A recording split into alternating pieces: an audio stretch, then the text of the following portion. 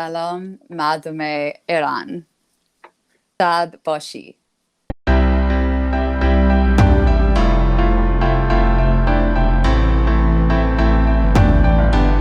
What's the first thing that you just saw here and it surprised you? And anything that the first one? I think I made the mistake of when I came, I was very tired. I just finished 3 months traveling Europe, which was probably not ideal because I had all my stuff with me. So I was by myself. I went from the train from the airport to uh, downtown Vancouver, and I stayed in a hostel that was on the main strip called Granville Street. And I didn't know anything about it before. I just knew that it was a cheap hostel. I needed to find a place to live, so I was going to stay there until I found it. And I got out. It was Saturday night. I was so tired. I'd just come from Budapest, and it was like a ridiculously long flight, and there was so many different layovers. And then just walking down the street, seeing kind of like drug addicts like around, and like everyone was chaotic, and it was just sort of dirty, and it wasn't what I thought Vancouver would be, but it's all like the party, like the neon lights and the clubs are down this strip. And pre-COVID, like everyone's out on a Saturday night, and I've just got my suitcase walking down, and it was a bit overwhelming. And it just, wasn't like this glossy, like Canada, everyone's lovely. It was just a bit, yeah, like it reminded me, I've been to LA. It just reminded me a bit like LA, like everyone's sort of, do you have any money? And people like hassling people on the street. I'm like, what is going on? It was just a bit dirty and grimy. And then it took me a few days before I ventured out and took a bus like over one of the bridges that gets you, I guess, out of the downtown island here in Vancouver. And then I got to see the beaches and the houses, and I could see the mountains, and I was like, okay, like this is a lot better than that street that I was staying in. So probably wasn't the best way to start my time in Canada, but then thank goodness I have explored a lot more than the downtown, because there's a lot more than just that. So that was a bit of a shock. It was just sort of, yeah, not fun. Yeah. Okay. And the sweetest memory that you have had in here in Canada? Oh, there are so many. I had a very, very lovely summer. So there are lots of little islands that surround Vancouver. So you can get ferries with the car or without a car. And I did a lot of weekends away. To Salt Spring Island is a beautiful place, very close to Vancouver. The island, like Vancouver Island itself, is quite large. And I had, yeah, like lovely times over summer, like going to different lakes and rivers and exploring the nature element, which is the best part of Vancouver for me, like all along the coast, like going on hikes. And yeah, I think just having those moments where you're just like relaxing and like by a river or like in the beach or like walking on a hike, seeing, owls or squirrels or like just stuff in nature, and just being like, oh, like I wouldn't, like this is so different from home. Like Australia has, a lot of nature, but it was just something that I would never, it feels like you're out of a different country, like leaving Vancouver City for just a weekend. It feels like you're in Europe or like in a different country when you're on this beautiful island. So yeah, if you're coming to Vancouver, go to the island in summer. It's beautiful. Thank you. And the worst thing about Vancouver or just Canada? Any feature that you don't like it? Yeah, I think as bad as it seems, the wages, that's probably the worst. I think it's a huge shock for Australians who believe that, I don't know. I think we just always assume that everywhere else, like I know if you go to London, you make a lot less, but the pound, like the British pound, is worth so much more. It's like double the Australian dollar. So I think coming here, the dollar and like Canadian dollar and Australian dollar are very similar. So when I first started working here, I was making $12.65 part-time, like working in a shop. And back home, just if you're a casual worker at a retail store, you're making around $23 an hour. So it's literally like double, and you can survive. So I think that was like the biggest shock for me.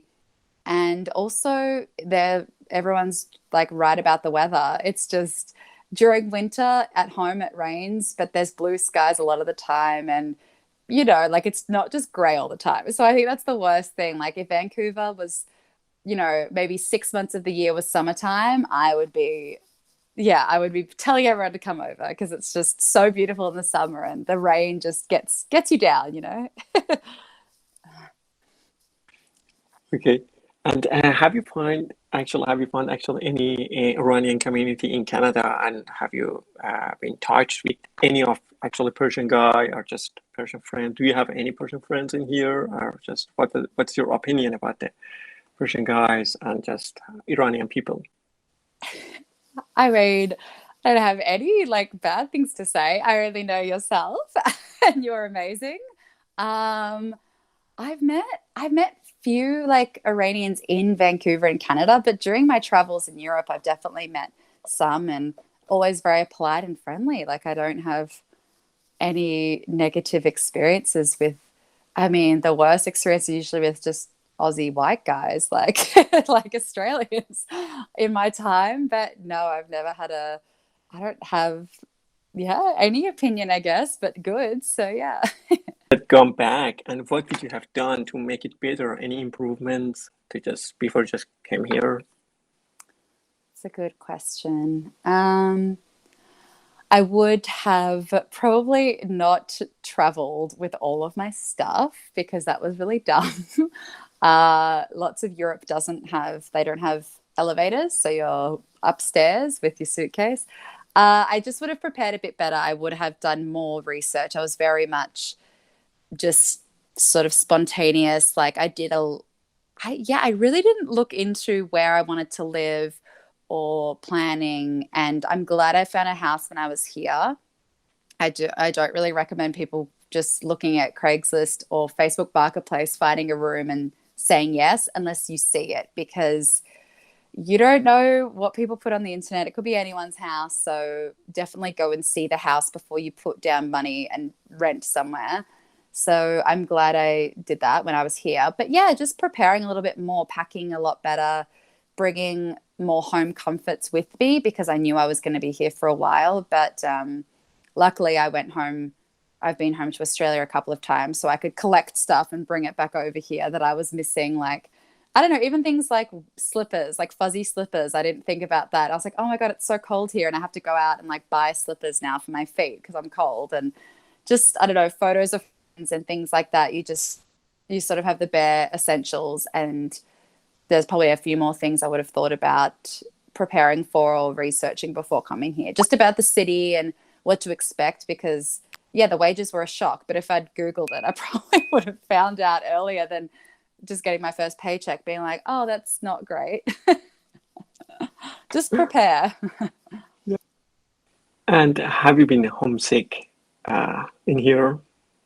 Oh yeah, 100%. Yeah, I miss home every day. I think it's hard. I think it would have been maybe easier if I weren't, like, I'm very close with my family and I'm very close with my friends, and I've been obviously in Australia for, I guess, 25 or 26 years out of my 29 years. So the majority of my life's been there. I think the longer I haven't been able to go back, the harder it's been. But I think when travel was a lot more freely accessible, it probably wouldn't hurt as much because I could just book a flight and go home, and I could plan that. Even though it is very expensive to fly back home, it was something I could just do if I needed to, which I did.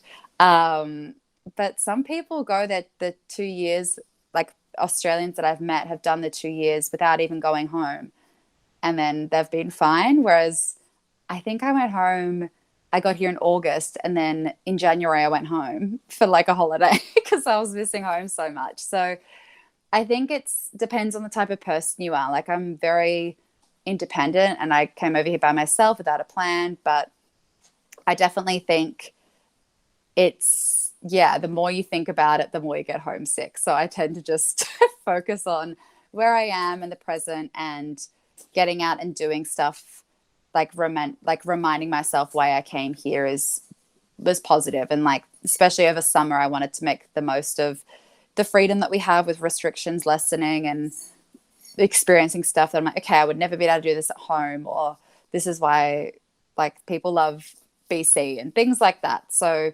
yeah, I definitely do get really homesick though, but it's harder when it's like cold and wet and winter. So yeah. And by the way, actually, do you consider here as your home?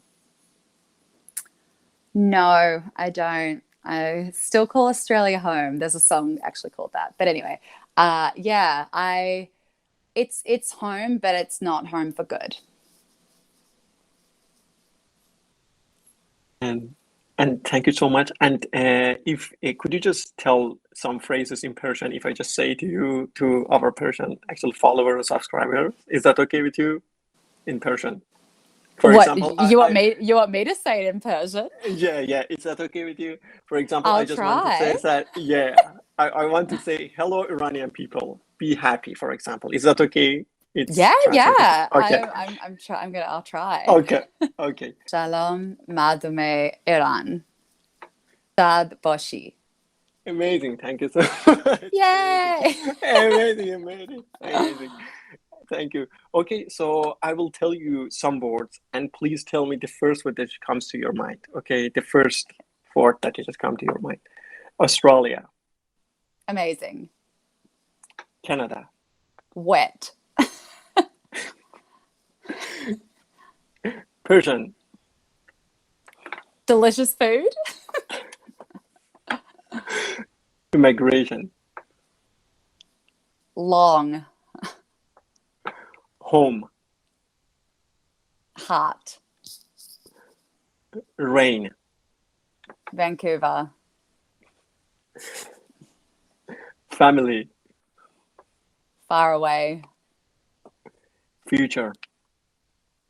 Unsure. Amazing. Thank you so much, dear Sasha. That's it. And if you want to just say anything about yourself that you just missed that and you want to say, add something to that, please do that. And anything that you want to just say, any tips for immigrants that want to just hear. Yeah. Yeah. That's it. Well, everyone, I have a YouTube channel myself, so you can check it out. It is Sash Says, and it's all together. So SASHSAYS. And I do have a playlist of a few videos about immigrating to Canada and my experience with that. So you can always check those out and ask me anything on my Instagram. It's the same with an underscore. So Sash Says underscore, and you can DM me if you have any questions from this video. And yeah, I just would say stick with the process. If it's something you really want to do your research, write a list of negatives and positives about moving and what that would entail. And yeah, you only have one life. So if you really want to go out and explore and live in another country, I say do it. But you have to be aware of the financial and emotional stress. But it took me 2 years to get my permanent residency, and seemingly it would have been easier for someone in the Commonwealth and being an Australian, but it took a long time. But yeah, it's worth it in the end, and hard work pays off. So yeah, live your best lives, everyone. Thank you so much. Really appreciate it.